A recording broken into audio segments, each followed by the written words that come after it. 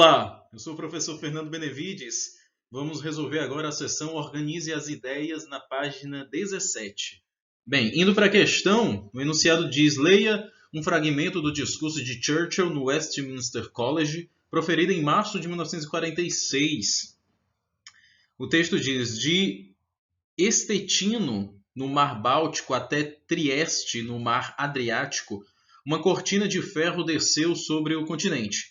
Atrás dessa linha estão todas as capitais dos antigos estados da Europa Central e Oriental: Varsóvia, Berlim, Praga, Viena, Budapeste, Belgrado, Bucareste e Sofia.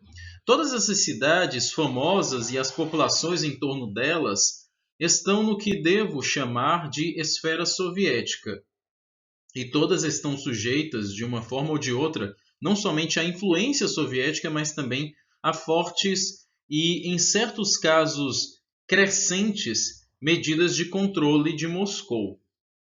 Bem, o enunciado, Churchill, primeiro-ministro da Inglaterra, fez um discurso referência a uma cortina de ferro. Fez em seu discurso referência a uma cortina de ferro que desceu sobre o continente europeu. Assinale a alternativa que apresenta o significado da expressão empregada por Churchill. Para a gente entender a expressão da cortina de ferro, o aluno deve imaginar uma...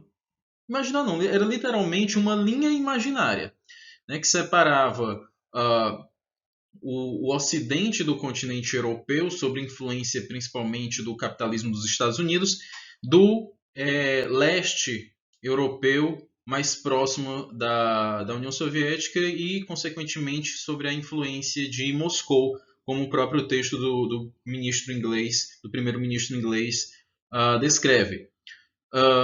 Então vamos encontrar aqui o item em que melhor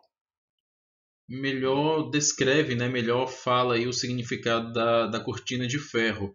Item A. A cortina de ferro era a denominação atribuída às tropas nazistas que ocupavam o leste europeu durante a Segunda Guerra Mundial. Falso, tá? Inclusive o item está fora de contexto, já que essa expressão ela passou a surgir após a Segunda Guerra Mundial, já no contexto da Guerra Fria. Item B. A denominação cortina de ferro foi empregada para se referir ao conjunto de países do leste europeu que aderiram ao bloco soviético, que aderiram ao chamado Pacto de Varsóvia. Inclusive, durante o texto aí do Churchill, ele cita as capitais desses países. Tá? Item B está correto. Item C. A denominação cortina de ferro foi empregada para se referir ao conjunto de países do leste europeu que resistiram ao bloco soviético. Pelo contrário, que aderiram à influência do bloco soviético num mundo bipolarizado, num mundo dividido. Eles foram para o lado, eles passaram a seguir as diretrizes, a ideologia da Guerra Fria dentro do lado da União Soviética. Item D de dado, a cortina de ferro era denominação dada aos países do leste europeu que expulsaram as tropas nazistas, mais uma vez fora de contexto, certo? Já que a gente está tratando de um assunto aí da Guerra Fria. Item E. Tal denominação foi dada aos países do leste europeu que expulsaram dos territórios os nazistas sem precisar de auxílio das tropas soviéticas ou estadunidenses. Tá? Então, o item é também fora de contexto, já que a gente está falando de um conceito que surge com a Guerra Fria. Item B de bola nessa questão é a resposta correta. Resolvemos agora a segunda questão da seção Hora de Estudo, página 21. E o enunciado diz, uma questão somatória no caso. A gente vai encontrar quais são as sentenças verdadeiras e fazer a soma dessas sentenças, do número que corresponde a essas sentenças, e esse número, o resultado dessa somatória vai ser a resposta da questão. Com relação ao movimento hippie, que nasceu nos Estados Unidos e que teve grande projeção na década de 1960, assinale o que for correto. Item 1.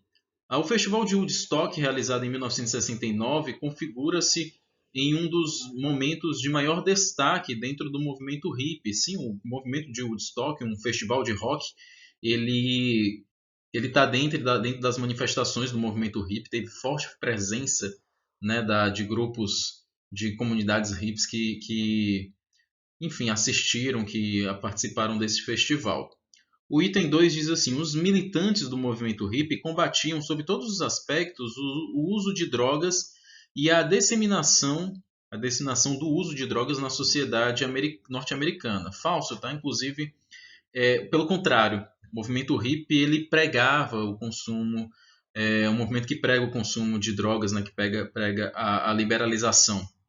Item 4. O combate à segregação racial e a constante ação militar norte-americana contra países do terceiro mundo foram bandeiras encampadas pelos integrantes do movimento hippie. Sim, tá? O movimento hippie está dentro do contexto dos movimentos de contracultura da década de 60, né, que apesar de eles serem diferentes, eles têm um pensamento, uma visão de mundo em comum, né, de superar traços da cultura tradicional, da cultura vigente naquela época. Então, combate à segregação racial, protestos contra as guerras, né, a ideia de promoção da paz, tudo isso faz parte dos movimentos de contracultura de uma forma geral, inclusive do movimento hippie, né, fazia parte das bandeiras aí do movimento, como o item 4 está falando, o item 4 ele está correto.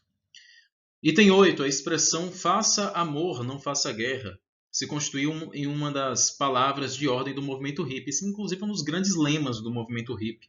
Faça amor, não faça guerra. Tá? Então, o item 8 também está correto. 16. A luta contra as injúrias e desigualdades da sociedade norte-americana constituiu-se em motivos para o aparecimento do movimento hippie, com certeza. Tá? A luta contra as injustiças, as desigualdades, o sistema capitalista, a ordem vigente, o mundo bipolarizado, tudo isso estavam entre as contestações dos participantes do movimento hippie. Então, para a gente encontrar aqui a resposta correta, de todos os itens que foram avaliados, apenas o de número 2 ele é errado, todos os outros têm sentenças corretas. 29 é a resposta correta da segunda questão. Prosseguindo na mesma seção, a gente resolve a terceira questão da seção Hora de Estudo, na página 21. É uma questão tirada do vestibular da Universidade Federal do Paraná, e o enunciado diz assim: o princípio que legitimava a segregação entre brancos e negros nos Estados Unidos permaneceu vigente até a década de 1960. Embora todos os indivíduos nascidos naquele país fossem iguais perante a lei, aos negros dispensava-se uma série de medidas discriminatórias. A mudança das leis segregacionistas teve a contribuição, né, 2 pontos, e vamos procurar aqui o item correto. O item A diz assim: no movimento pelos direitos civis, na década de 1950 e 60, com a liderança de Malcolm X, do pastor Martin Luther King Jr., e de muitos membros do governo do presidente eleito, em 1960, John Kennedy. Item correto. Tá? O Malcolm Little, ficou conhecido na história como Malcolm X, foi um dos maiores defensores do fim da discriminação contra os afrodescendentes, né, os afro-americanos. Ele, inclusive, foi o fundador da Organização para a Unidade Afro-Americana, que tinha, inclusive, orientação socialista. Tá? Morreu em 1965, assassinado, e o Martin Luther King Jr. é também um dos grandes expoentes do movimento negro, do movimento em prol dos direitos humanos e, consequentemente, né, defendia aí o fim dessas leis segregacionistas, essas leis discriminatórias. O item A está correto. Item B. Da pressão exercida pelos países europeus em favor da comunidade negra. Não, tá? A gente, na verdade, o fim das leis discriminatórias foi resultado principalmente da ação desses 2 agentes que eu citei, o Malcolm X e o Martin Luther King Jr., que foram líderes de movimentos de grandes proporções que conseguiram pressionar o poder público lá naquela época. Item C.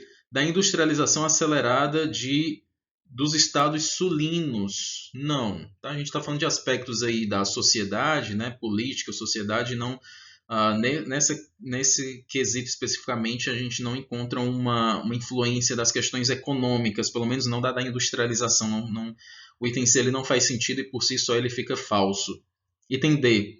Dos casamentos entre pessoas brancas e negras, favorecendo a aceitação do multiculturalismo.